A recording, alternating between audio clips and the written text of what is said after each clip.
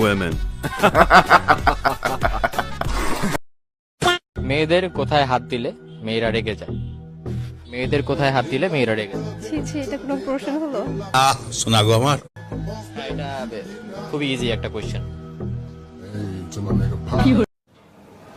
জানি না। সত্যি বলতে এই প্রশ্নের উত্তরটা আমারও জানা নেই, আপনার জানা থাকলে অবশ্যই কমেন্টে লিখে যাবেন। মেয়েদের কোন জিনিস বড় হলে দেখতে ভালো লাগে? দুধ বড় হলে দেখতে এই মেয়েদের কোন জিনিস সবচেয়ে বেশি নরম হয়?